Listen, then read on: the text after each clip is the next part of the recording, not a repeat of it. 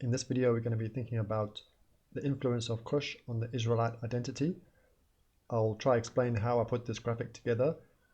And this information has been taken from the Book of Jubilees. That's the source that we're using. Before we think about Cush with a C, let's think about Cush with a K. The kingdom of Cush, or the Kushite Empire. And here we have the date of 780 BC to AD 350. This is the first recognized kingdom of Cush. But is the civilization of Cush much more ancient than this date of 780 BC? We'll mention that in this video.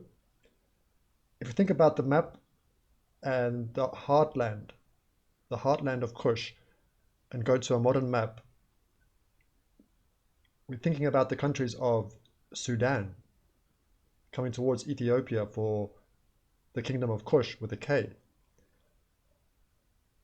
Let's think about the language family. This is the Cushitic language family.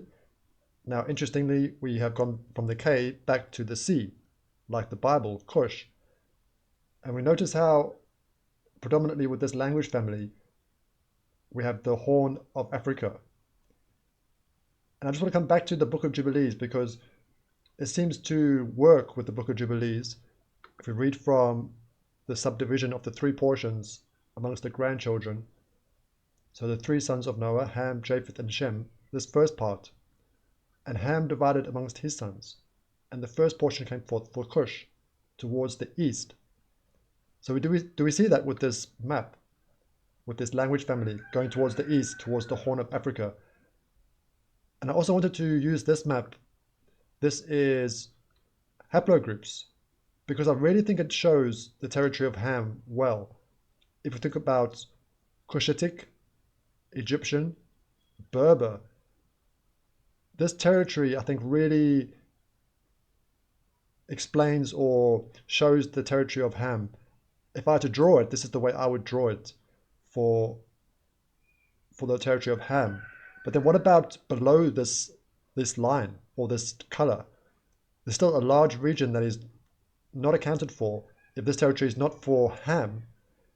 And this leads me into this part. I would like to quickly speak about, have we been told the truth about Shem, the territory of Shem? Notice how they have Ham for Africa, Japheth for Europe, and also coming towards Asia. And then Shem would also be considered coming towards Asia, predominantly Saudi Arabia. We'll see it better on this map as well, how it seems like Shem is squashed in this territory of Arabia, but this is predominantly a desert territory where the Book of Jubilees says that the territory of Shem was a blessed portion. So part of this map does make sense, where we can see, if I go back to the right map, Japheth being connected with Europe and Asia, because the Book of Jubilees does say that the territory of Japheth is cold.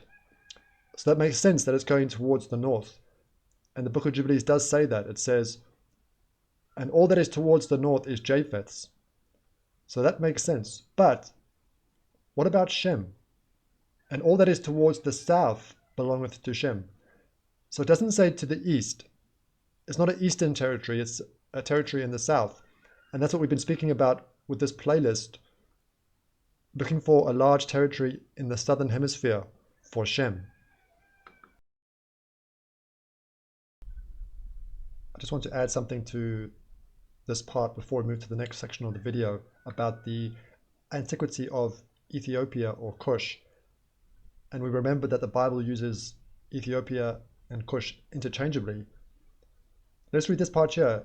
This is from Diodorus Siculus, that he reported that the Ethiopians claimed that Egypt was an early colony, and that the Ethiopians also cited evidence that they were more ancient than the Egyptians, as he wrote.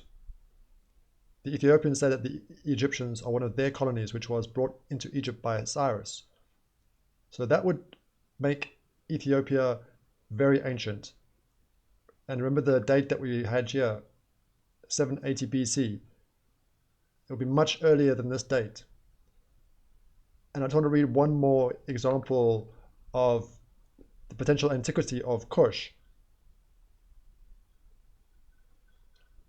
this is from Stephanus of Byzantium from the 6th century AD, had written that Ethiopia was the first established country on earth, and the Ethiopians were the first to set up the worship of the gods and to establish laws. This is very important if it's true, because it's saying the first established country, but then also the first to set up worship of the gods. And we know this idolatry of worshipping the gods spread throughout most of the world. But where did it originate? Where did it start? A lot of the information seems to be pointing towards Ethiopia or Cush.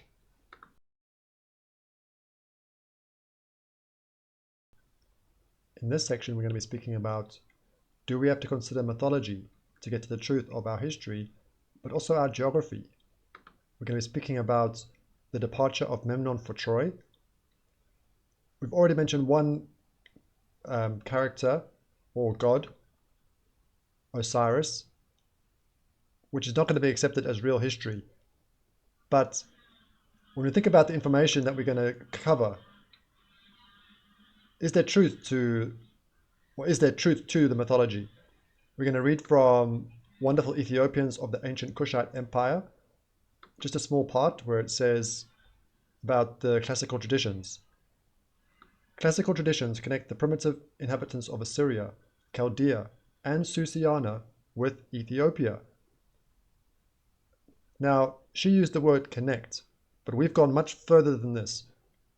What we're doing on this channel is considering, should we be looking towards Ethiopia when we think about Assyria, Chaldea, and Susa? And it says that Memnon was the founder of Susa. Let's speak about Susa. Susa served as the capital of Elam and the winter capital of the Achaemenid Empire, or the Persian Empire.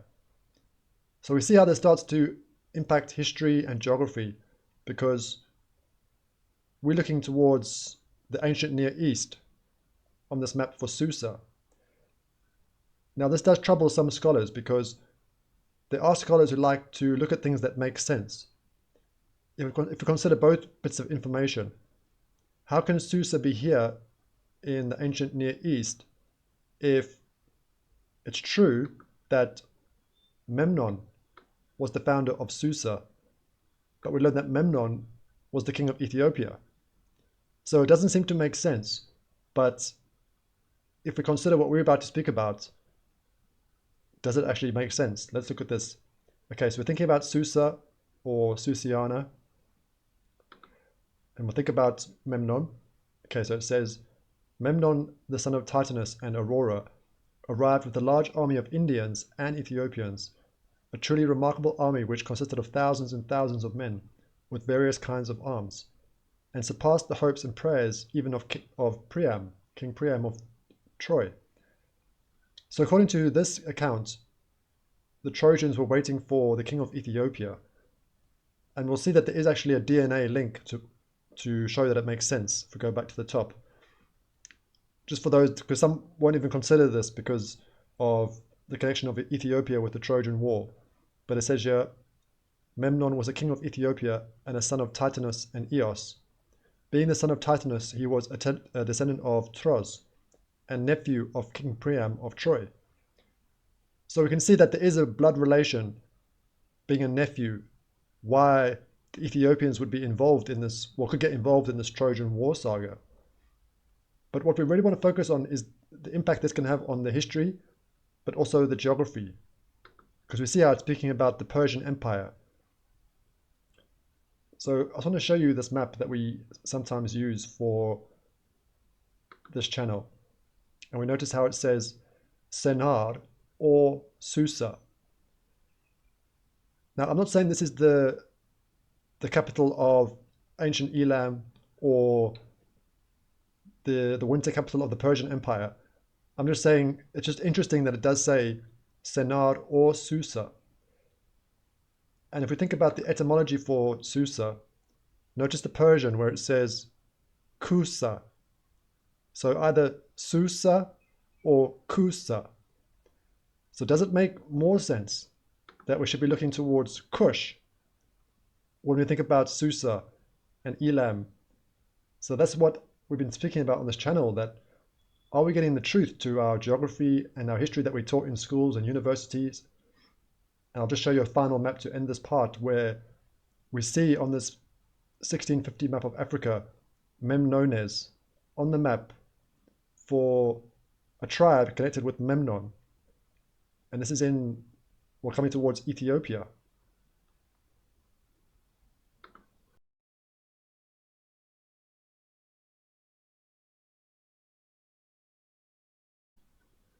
In this last part, we're going to be speaking about the influence of Cush on the Israelite identity. Let's read from the book of Jubilees. It says, "And she bare him a son in the 50th year thereof, and he called his name Eber. And he took unto himself a wife, and her name was Azurad, the daughter of Nebrod, in the 32nd Jubilee, in the 7th week, in the 3rd year thereof. Now Nebrod is the Greek name for, or the Greek form of Nimrod. So it says, the book of Jubilees mentions the name of Nebrod only as being the father of Azurad, the wife of Eber and mother of Peleg. This account would thus make Nimrod an ancestor of Abraham, and hence of all Hebrews. So this is why we have this graphic of thinking about Cush, because, sorry, that's not the right one, this one. Hopefully now we can see how I put this together, that I haven't put Nimrod, I've gone back to the patriarch, so Cush.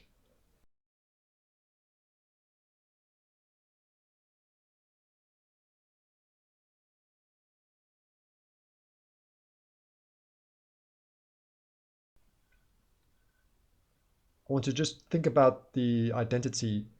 Got some famous pictures and statues of Kushites. This is another one of a Nubian prince.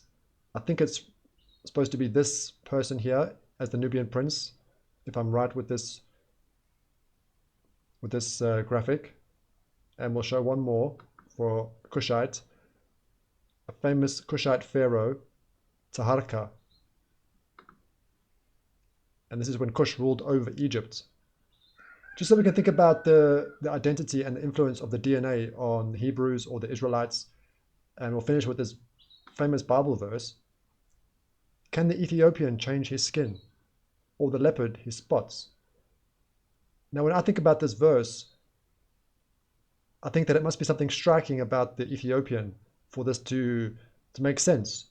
And when I think about can the Ethiopian change his skin? I just want to find this graphic. I think about something close to this, with this person here.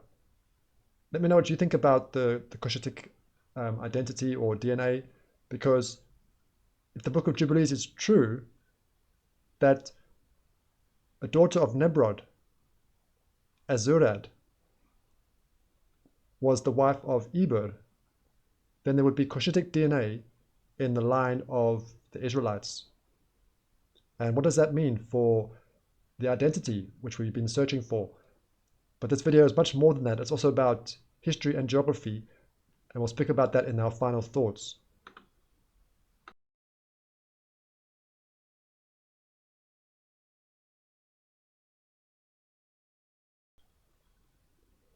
It's not just the DNA influence of the Cushites on the Israelite identity that we are considering.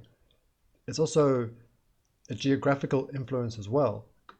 If we start thinking about the whole playlist we're working on so far. With our map, we are considering the nativity of Abraham being towards East Africa. So then there would be a geographical influence of Cush on the Israelite identity. And you see here we have Ashur, Elam, and we're thinking about the Chaldeans in this region as well. That's why we read that quote from this source. Classical traditions connect the primitive inhabitants of Assyria, Chaldea, and Susa with Ethiopia. But we really are looking towards Ethiopia for these ancient empires.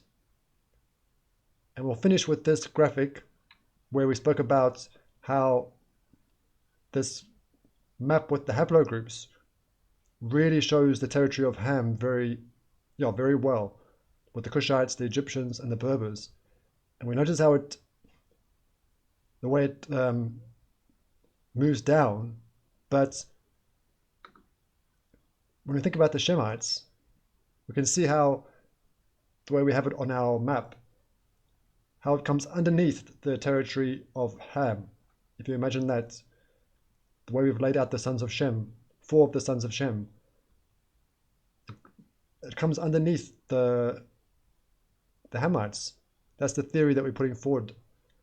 I hope you've enjoyed this video and you found it very interesting and found it beneficial. And let me know what you think about the Kushite influence on the identity of the Israelites, of the Hebrews. Until the next video, thanks for watching this one.